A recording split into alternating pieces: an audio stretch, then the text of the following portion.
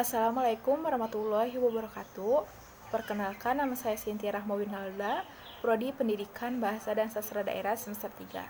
Saya dari kelompok 2 akan membahas materi tentang permasalahan BK di sekolah. Poin A, hambatan-hambatan dalam proses konseling. 1. Hambatan internal. Hambatan internal ini berkaitan dengan kompetensi konselor. Kompetensi konselor meliputi kompetensi akademik dan kompetensi profesional. Kompetensi akademik konselor yakni lulusan S1 bimbingan konseling atau S2 bimbingan konseling dan melanjutkan pendidikan profesi selama 1 tahun. 2. Hambatan eksternal. 1. Layanan bimbingan dan konseling dapat dilakukan oleh siapa saja. 2. Bimbingan dan konseling hanya untuk orang yang bermasalah saja. 3. Keberhasilan layanan BK tergantung kepada sarana dan prasarana.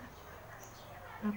Konselor harus aktif, sedangkan konseli harus atau boleh pasif. 5. Menganggap hasil pekerjaan, bimbingan, dan konseling harus segera terlihat. 6. Guru bimbingan dan konseling di sekolah adalah polisi sekolah. Poin B. Peran guru dan konselor dalam bimbingan. Menurut Prayitno dan kawan-kawan tahun 2004, memerinci peran, tugas, dan tanggung jawab guru kelas dan guru mata pelajaran dalam bimbingan dan konseling sebagai berikut. 1. Membantu memasyarakatkan pelayanan bimbingan dan konseling kepada siswa. 2. Membantu guru bimbingan atau konselor mengidentifikasi siswa-siswa yang memerlukan layanan bimbingan dan konseling, serta pengumpulan data tentang siswa-siswa tersebut. 3. Mengalih tangankan siswa yang memerlukan pelayanan bimbingan dan konseling kepada guru pembimbing atau konselor. Terima kasih. Perkenalkan, nama saya Fitri Yohaini dari Prodi PBSD semester 3. Di sini saya akan melanjutkan materi yang telah dijelaskan oleh teman saya, yaitu Cynthia Rahmawinalda. Menurut Sardiman, pada tahun 2001 mengungkapkan bahwa ada 9 peran guru dalam penyelenggaraan kegiatan bimbingan dan juga konseling.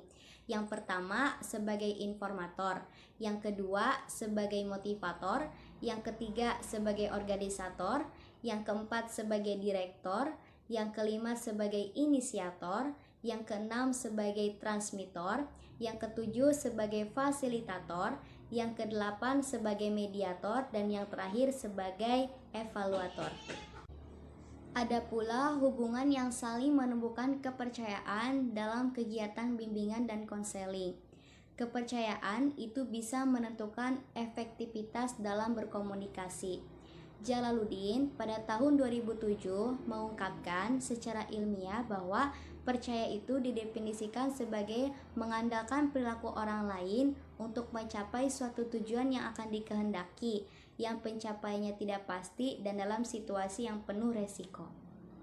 Beliau juga mengemukakan pendapatnya bahwa penerimaan dan menerima adalah suatu hal atau kemampuan berhubungan dengan orang lain tanpa menilai dan tanpa berusaha mengendalikan orang lain. Menerima yaitu kemampuan supaya bisa melihat dan menilai orang lain sebagai manusia ataupun individu yang patut dihargai. Ada beberapa hal penting, Ada beberapa hal penting dalam meningkatkan keterampilan mendengar, yaitu yang pertama, fokuskan perhatian pada konseli. Yang kedua, restatement atau mengulang kembali cerita konselor untuk menyamakan pengertian. Yang ketiga, menggali perasaan dan pendapat konseli mengenai masalah yang sedang dihadapi. Dan yang keempat, yaitu bantu konseli dalam mendefinisikan perasaannya. Sekian materi presentasi yang kami sampaikan. Kurang lebihnya mohon maaf. Billahi taufiq wal hidayah. Wassalamualaikum warahmatullahi wabarakatuh.